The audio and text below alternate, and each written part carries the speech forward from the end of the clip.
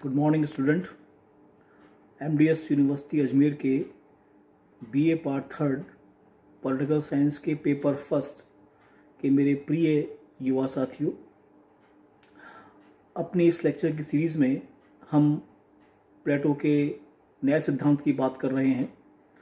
हमने शुरुआत के लेक्चर्स में न्याय के परंपरागत सिद्धांत, न्याय के क्रांतिकारी सिद्धांत और न्याय के कार्यकारण सिद्धांत की बात की, जिनका कि प्लेटो ने खंडन किया और फिर उसने अपना न्याय सिद्धांत प्रस्तुत किया।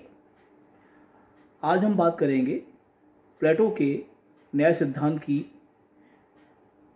खूबियों या उनकी विशेषताओं की, और संभवतः उसकी आलोचना को शुरू करेंगे और आगे तक ले जाने का प्रयास करेंगे। मैं doctor Manoj Awasthi, associate professor SPC government college Ajmer, आज आपको प्लेटो के न्याय सिद्धांत की विशेषताओं के बारे में कुछ बताने का प्रयास करूंगा। पहला बिंदु है, प्लेटो का न्याय सिद्धांत एक नैतिक सिद्धांत है। देखिए, समझिए, चाहे न्याय की वो व्याख्याएं हों जो प्लेटो के समय थी, जो तीनों सिद्धांत हमने पढ़े, परंपरागत सिद्धांत, क्रांतिकारी सिद्धांत और कार्यकारण सिद्धांत, ये तीनों ही सिद्धांत न्याय को एक बाह्य तत्व मान रहे हैं, जिसमें आप कह सकते हैं ये आज भी हमें दिखाई देता है। प्राप्त साक्ष्यों के आधार पर, विवाद के आधार पर, प्रक्रिया के आधार पर किसी मामले पर न्यायिक निर्णय करना, ये उसका न्याय सिद्धांत उस समय चला रहा था और आज भी हम ऐसे बहुत से लक्षण देखते हैं। लेकिन प्लेटो ने न्याय की एक नैतिक व्याख्या की है। उसका न्याय भीतर से बाहर आता है। जब हमने उसका सिद्धांत पढ़ा था अपने पिछले लेक्चर में, तो ये देखा था, उसने ये कहा है कि मनुष्य की आत्मा में तीन तत्वों की प्रधानता होती है, तीन तत्व होते हैं और उनमें से एक तत्व प्रधान होता है। विवेक, शौर्य और तृष्णा, ये तीन तत्व हैं और इनमें से एक तत्व प्रधान होता है। शिक्षा व्यवस्था के माध्यम से जो शिक्षक हैं वो ये तय करेंगे कि आप में किस तत्व की प्रधानता है और फिर आपको अपना जो भावी जीवन है वो उस तत्व को आगे बढ़ाते हुए, उसके गुणों में वृद्धि करते हुए और उसके विशेषताओं में आगे बढ़ते हुए व्यतीत करना है। और यह आपका नैतिक कर्तव्य है कि आप अपने उसी फील्ड में रहें जिसकी आपकी आत्मा में प्रधानता है, किसी दूसरे फील्ड में जाने का प्रयास ना करें। क्योंकि प्लेटो की मान्यता यह है उसके न्याय सिद्धांत की कि यदि आप दूसरे फील्ड में जाते हैं तो आपके भीतर क्योंकि वो विशिष्टता नहीं है, तो आप उस दूसरे काम को उतना अच्छी तरह अंजाम नहीं दे पाएंगे। आप देखिए, समझिए इस चीज़ को। कई बार आपके भीतर रुचि तो होती है कुछ नया करने की, नया सीखने की, लेकिन आपके भीतर वो क्षमताएं नहीं होती। मैं जब भी इस चैप्टर को अपनी क्लास में पढ़ाता हूँ, ऑफलाइन क्लासेस के अंदर, तो ये एग्जाम्पल मैं अक्सर कोट करता हूँ कि यदि सचिन तेंदुलकर फास्ट बॉलर बनने की कोशिश करते होते तो कैसे होते। उनके अंदर गुण बल्लेबाज का था। ठीक है, वो पार्ट टाइम कभी कभार बॉलिंग कर लिया करते थे, लेकिन गेंदबाजी उनका क्षेत्र नहीं था, उनका क्षेत्र बल्लेबाजी था। और उस फील्ड में जब वो आगे बढ़े तो आपके सामने है उन्होंने क्या कर दिखाया।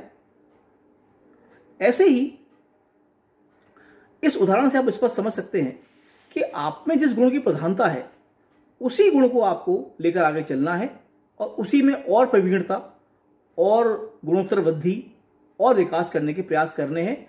तो उसका जो सिद्धांत है ये एक नैतिक सिद्धांत है और इसके लिए कोई आपको बाध्य नहीं करेगा। देखिए, आपने अनुशासन या डिसिप्लिन की परिभाषाएं सुनी पढ़ी होंगी। एक परिभाषा कहती है कि आपका खुद पर नियंत्रण होना चाहिए, आप अनुशासन, और ये नैतिकता से आता है। कोई आपको बाध्य नहीं करता, कोई आप पर दबाव नहीं डालता। कि अब यही कार्य कीजिए। लेकिन हाँ, ध्यान रखिएगा, यदि प्लेटो का यह मानना है कि उसके राज्य में कोई व्यक्ति अपनी वृत्ति बदलना चाहता है, वो किसी और वर्ग में है और किसी और वर्ग के कार्य करने की कोशिश करता है या किसी दूसरे वर्ग में प्रवेश करना चाहता है, तो यहाँ पर शासन उसको रोक सकता है, कंट्रोल कर सकता है। लेकिन शासन इन कार्यों में बार बार हस्तक्षेप नहीं करेगा। ये आपको खुद अपने नैतिक आधार पर फैसला करना है कि आप में कुछ गुण की प्रधानता है और आपको उसी में आगे बढ़ना है। तो इस हिसाब से उसका जो सिद्धांत है वो एक नैतिक सिद्धांत है। दूसरा, न्याय जीवन का एक आंतरिक तत्व है और एक संतुलनकारी निकाय है। अब देखिए, दो शब्द कहे मैंने इसमें।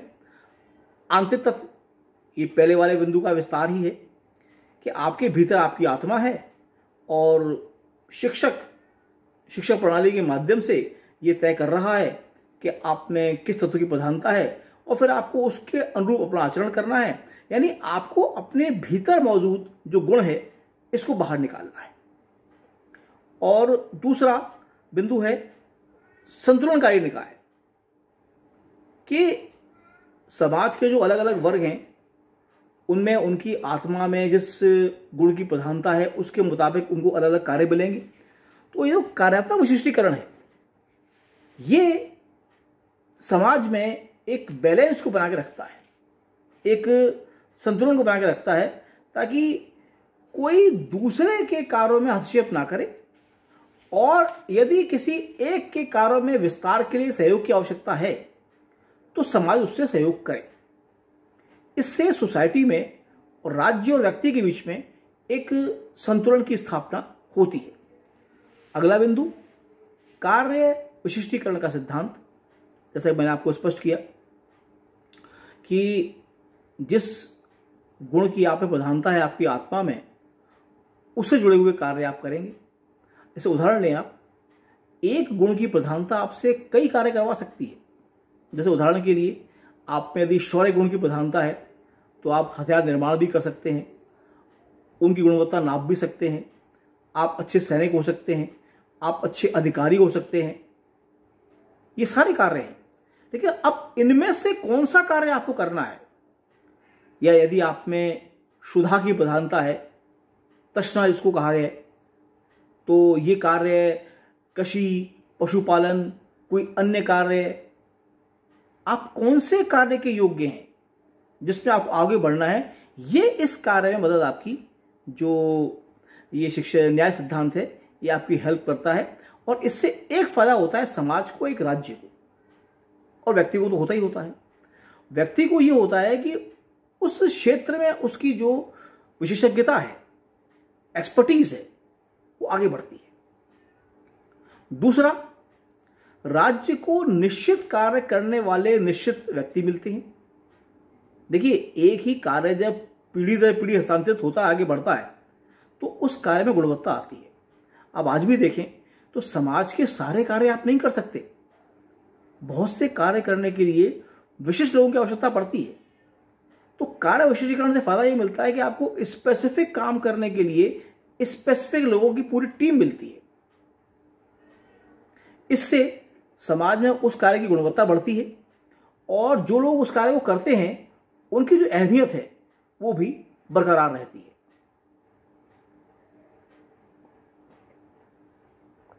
देखिए, अगला बिंदु है अति व्यक्तिवाद का विरोधी और सावयव एकता का सिद्धांत। अभी तो नहीं, अभी तो हमने प्लेटो शुरू किया है।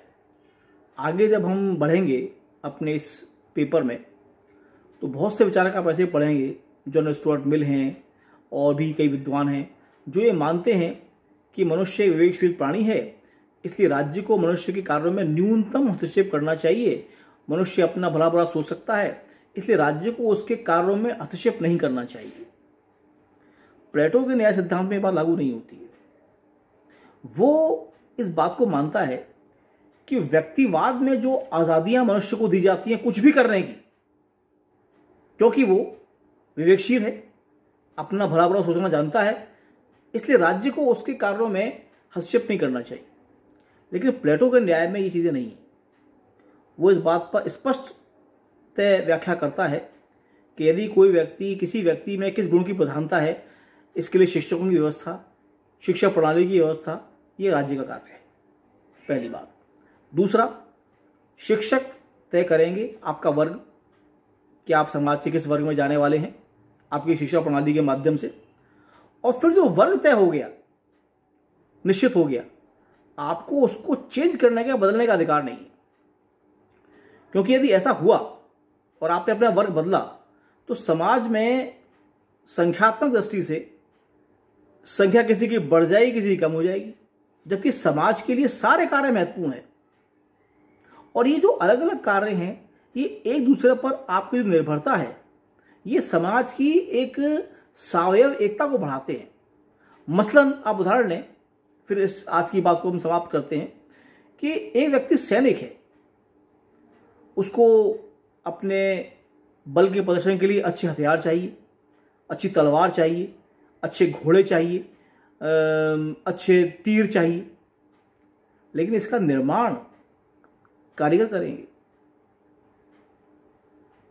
या कोई व्यक्ति है, उसमें न्याय गुण की प्रधानता है, वो किसी प्रशासनिक पद पर जाना चाहता है, लेकिन उसके लिए उसको जो सहायक सामग्री चाहिए, चाहे पुस्तक के रूप में हो, ज्ञान के रूप में हो, आने जाने के लिए आवागमन के साधन के रूप में हो, कृषि कार्य के रूप में हो, ये सारे कार्य समाज के अन्य वर्ग उसको प्रदान करेंगे, वरना वो इन चीज़ों तक नहीं पहुंच सकता।